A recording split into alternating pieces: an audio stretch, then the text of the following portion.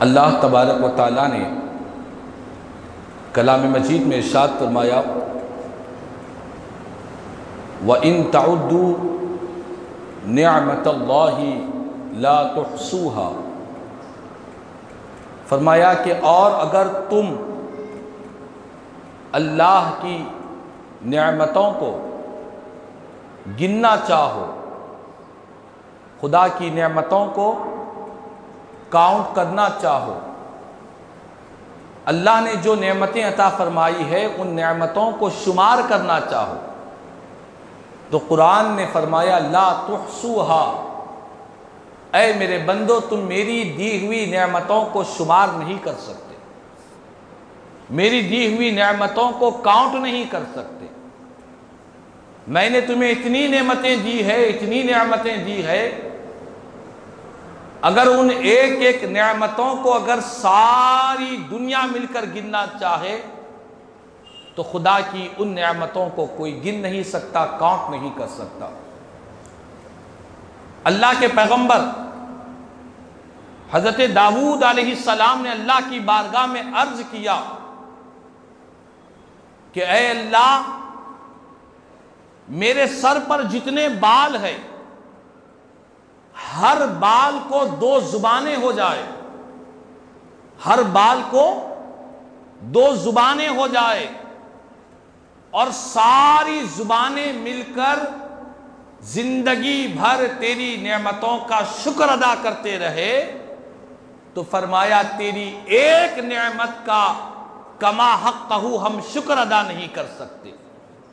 ساری نعمتیں تو بہت دور کی بات ہے، تیری صرف ایک نعمت کا ہم کما حقہ جیسا حق ادا کرنا چاہیے ہم ویسا حق ادا نہیں کر سکتے۔ اللہ کی نعمتوں پر انسان کو، بندہ مومن کو ہمیشہ شاکر ہونا چاہیے، شکر بجا لاتے رہنا چاہیے۔ اللہ نے جو بھی نعمتیں دی ہے، انمول نعمتیں عطا فرمائی ہے، بندہ مومن کے دل میں شکر کا جذبہ پیدا ہونا چاہیے، ہر حال میں ہر وقت خدا کا شکر بجا لانے کی عادت ڈال لینی چاہیے۔ اور خدا کی نعمتوں میں سب سے بڑی جو نعمت ہے وہ نعمت یہ ہے کہ اللہ نے ہمیں اپنے محبوب کی امت میں پیدا فرمایا ہے۔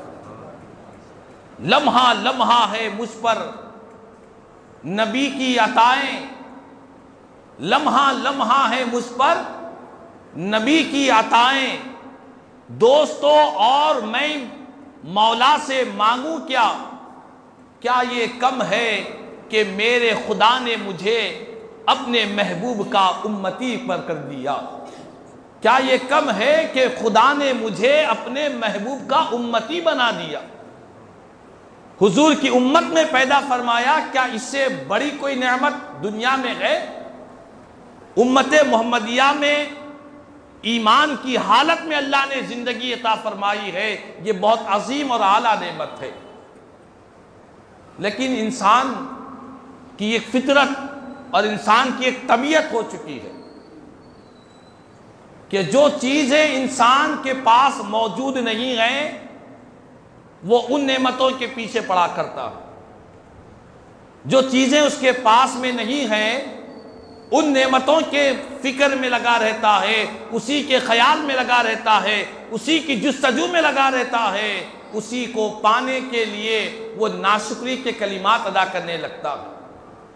لیکن جو نعمت موجود ہے ان نعمتوں کا شکر بجا لانے کی طرف خیال نہیں جاتا، شیطان رکاوٹیں ڈال دیتا ہے۔ اللہ کی جو نعمتیں خدا نے دی ہے اس پر شکر بجا لانے کی اس کے پاس وقت نہیں ہوتی، توجہ نہیں ہوتی، اس کی طرف دھیان نہیں جاتا۔ یاد رکھ لے، حدیث پاک ہے، سرکار مدینہ راحت قلب و سینہ امام الانبیاء رحمت للعالمین صلی اللہ علیہ وسلم نے فرمایا، اپنے صحابہ کرام میں سے فرمایا کہ کیا تم میں سے کسی کے پاس اتنی طاقت ہے کہ وہ احد پہاڑ کے برابر نیکیاں کمائے؟ صحابہ کرام نے عرض کیا کہ حضور احد پہاڑ تو بہت بڑا ہے، مدینہ پاک کا پہاڑ ہے، کئی کلومیٹر کا پہاڑ ہے، آقا ہمارے پاس اتنی طاقت کہاں کہ اتنی بڑی نیکیاں حاصل کرے؟ میرے آقا فرماتے ہیں کہ اے میرے صحابہ سن لو، تم میں سے ہر شخص احد پہاڑ کے برابر نیکی کما سکتا ہے۔ کیسے؟ مدینے والے آقا نے فرمایا وہ اللہ کی نعمت پر اللہ کا شکر ادا کرتے ہوئے ایک مرتبہ زبان سے الحمدللہ کہے گا تو اللہ تعالیٰ احد پہاڑ کے برابر ثواب عطا فرمائے گا، احد پہاڑ کے برابر نیکیاں عطا فرمائے گا۔ ایک مرتبہ بندہ صدق دل کے ساتھ اور زبان سے اللہ کا الحمدللہ زبان سے ادا کرے گا تو احد پہاڑ کے برابر نیکی عطا فرمائے گا۔ اور رسول پاک علیہ السلام نے ایک حدیث پاک میں ارشاد فرمایا الحمدللہ تملأ المیزان، حضور فرماتے ہیں کہ یہ جو الحمدللہ یہ جو کلمہ ہے، جو بندہ اللہ کا شکر ادا کرنے کے لیے اپنی زبان سے کہتا ہے الحمدللہ، تو یہ جو کلمہ ہے اس کلمے کی برکت سے اللہ تعالیٰ میزان بھر کر اسے نیکیاں عطا فرماتا ہے۔ الحمدللہ کا جملہ سارے میزان کو بھر دیا کرتا ہے۔ تو معلوم یہ ہوا کہ اللہ کا شکر بجا لانا اللہ کو اتنا محبوب ہے، رب کو اتنا پسندیدہ ہے کہ رب فرماتا ہے کہ کوئی زبان سے، میرے آقا فرما رہے ہیں کہ کوئی زبان سے الحمدللہ کہے گا اللہ تعالیٰ احد پہاڑ کے برابر نیکی عطا فرمائے گا اور میزان بھر کر اسے ثواب عطا فرمائے گا۔ تو بہرحال آج ہماری زندگیوں میں اگر ہم اپنے معاشرے اور سماج کا اپنے آپ کا جائزہ لیتے ہیں، ہم اپنے آپ کا محاسبہ کرتے ہیں، جائزہ لیتے ہیں، اپنے آپ کو ٹٹولتے ہیں، تو اللہ نے ایسی انمول نعمتوں سے ہمیں سرفراز فرمایا ہے، لیکن ہم اس کا شکر کر بجا لانے کے بجائے نعمتوں کی ناقدری میں ناشکری میں پڑے ہوئے رہا کرتے ہیں۔ ہم آسانی سے الحمدللہ روزانہ صبح میں اٹھتے ہیں، ناشتہ ہمارے لیے تیار ہوتا ہے، دوپہر کا وقت ہوتا ہے، بھوک لگنے سے پہلے دستر بچھا ہوا رہتا ہے، شام میں پیٹ بھر کر کھاتے ہیں، اچھا کھا رہے ہیں، پھی رہے ہیں، پھر بھی واویلا مچا ہوا ہے کہ وہ نہیں ہے، یہ نہیں ہے، وہ چاہیے، یہ چاہیے۔ آپ غور کریں کہ کہیں اور جانے کی ضرورت نہیں ہے، ہمارے اس ملک ہندوستان میں روزانہ بھوک کی وجہ سے کئی لوگوں کی جانیں چلی جایا کرتی ہے، بھوک مری کا شکار لوگ ہو جاتے ہیں، پیٹ کی بھوک بجھانے کے لیے ایک لقمہ انہیں نہیں ملتا، آخرکار بھوک برداشت کرتے کرتے ان کی موت ہو جایا کرتی ہے۔ کیا ہمیں اس پر اللہ کا شکر ادا نہیں کرنا؟ وہ بھی تو انسان ہے جو بھوک کی وجہ سے تڑپ تڑپ کر بلک بلک کر جان دے رہے ہیں۔ دنیا بھر میں کئی ایسے انسان آپ کو ملتے ہیں، ان کے آپ اخبارات اٹھا کر دیکھیں کہ بھوک کی وجہ سے کئی لوگوں کی جان چلی جاتی ہے۔ سردی کا موسم ہے، ہمارے گھروں میں نرم نرم بستر ہے، موٹی موٹی بلینکٹیں ہیں، اوڑھ کر آرام سے موسم سرما میں اپنی پوری احتیاط کے ساتھ ہم سو جاتے ہیں۔ کبھی رات کے وقت اندھیرے میں اس سردی کے موسم میں اپنے ہی شہر کا جائزہ لے، روڈوں پر، چوراہوں پر، کئی مقامات پر ایسے لوگ آپ کو نظر آئیں گے کہ ان کے پاس اوڑھنے کے لیے چادر بھی میسر نہیں ہوتی۔ کئی لوگ سردی کی وجہ سے اکڑ اکڑ کر کئی بوڑھے لوگوں کی تو جان چلی جایا کرتی ہے۔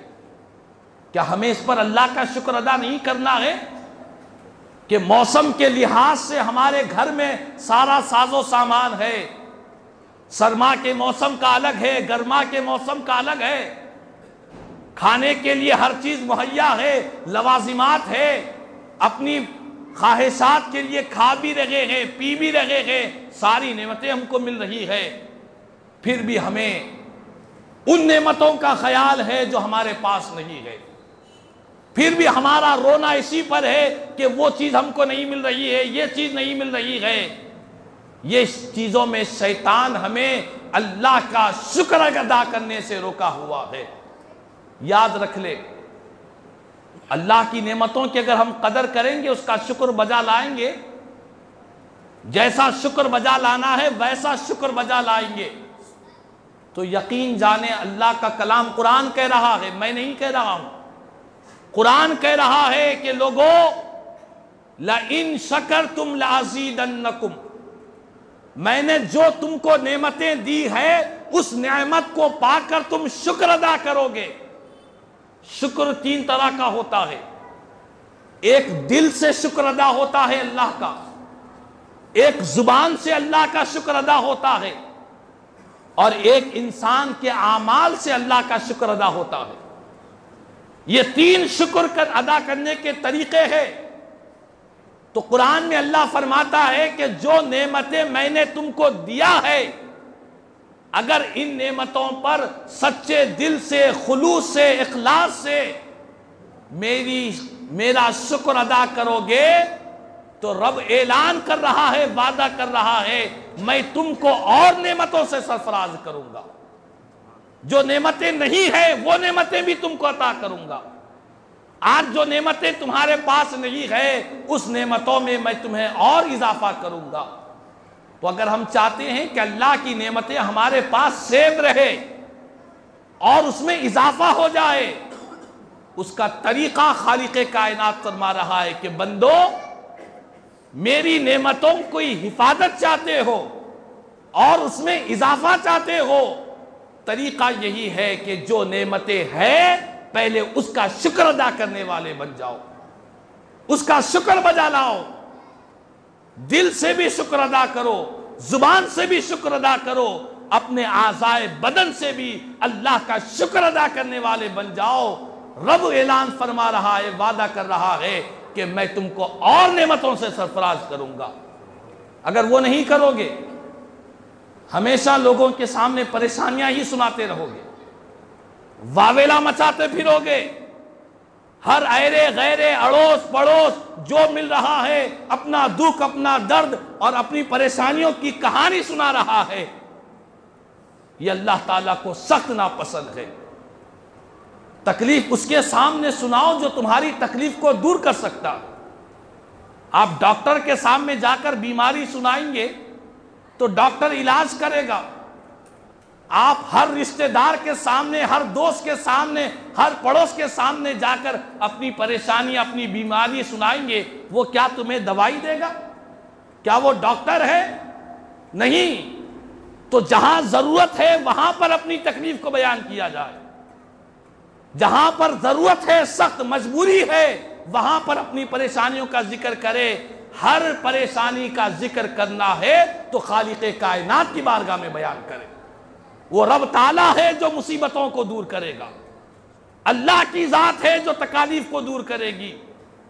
اللہ کی نعمتوں پر ہمیشہ ناشکری کرنے والے نہ بنے، اسی لیے خالق کائنات قرآن میں کہہ رہا ہے کہ بندو اگر میری دی ہوئی نعمتوں کی ناقدری کرو گے، ناشکری کرو گے، یقین رکھو بے شک میرا عذاب بڑا سخت عذاب ہے، میں تمہیں اپنے عذاب میں گرفتار کروں گا۔ تو کہنے کا مقصد یہی ہے کہ ہر انسان کو اللہ نے نعمتیں دی ہے۔ ایک بزرگ کے پاس ایک شخص آیا، کہنے لگا کہ حضرت میرے پاس کچھ بھی نہیں ہے، بہت پریشان ہوں، ناشکری کرنے لگا، واویلا مچانے لگا۔ تو وہ اللہ والے بزرگ نے کہا کچھ بھی نہیں ہے؟ کہنے لگا کہ کچھ بھی نہیں ہے، نہ دکان ہے، نہ مکان ہے، کچھ بھی نہیں ہے۔ تو آپ نے فرمایا کہ ٹھیک ہے، تو اپنی دونوں آنکھیں مجھے دے دے، میں تیری ساری پریشانیاں دور کر دوں گا۔ وہ کہنے لگا حضرت آنکھیں کیسے دوں، اسی سے تو ساری دنیا کو دیکھتا ہوں، آنکھیں نہیں دے سکتا۔ کہا کہ ٹھیک ہے، اگر آنکھیں نہیں دے سکتا تو ایک ہاتھ مجھے دے دے، اتنے لاکھوں روپے تجھے دے دوں گا۔ کہنے لگا کہ حضرت اگر ہاتھ نہیں رہے گا تو کھاؤں گا کیا، کیسے کھاؤں گا؟ آپ نے کہا کہ ٹھیک ہے، اگر ہاتھ نہیں دے سکتا تو ایک پیر نکال کر دے دے۔ انکار کیا. پھر اس اللہ والے بزرگ نے کہا کہ کچھ بھی نہیں دے سکتا تو اپنے منہ کی چھوٹی سی زبان نکال کر دے دے، تیری ساری پریشانی دور کر دوں گا. کہنے لگا کہ حضرت کچھ نہیں دے سکتا. آپ نے کہا کہ نادان، ایسی عظیم نعمتیں لے کر گھوم رہا ہے، کروڑوں اربوں کی پراپرٹی تیرے وجود میں اللہ نے رکھی ہے، اس پر شکر کرنے کے بجائے پھر بھی کہہ رہا ہے کہ میرے پاس کچھ بھی نہیں ہے. کہا کہ دنیا میں بہت سے لوگ نابینا ہے، بہت سے لوگ ہاتھوں سے پیروں سے معذور ہے، زبان سے کہہ نہیں سکتے، وہ بھی انسان ہے، وہ کیسی تکالیف کو برداشت کر رہے ہیں. پہلے ان نعمتوں پر اللہ کا شکر ادا کرنے والا بن جاؤ. تو ضرورت اسی بات کی ہے کہ انسان کے پاس جو ہے اس کی صحیح قدر کرے، اس کا صحیح شکر بجا لائے. جو نہیں ہے وہ رب تعالیٰ خود عطا فرمائے گا شکر کی برکت سے.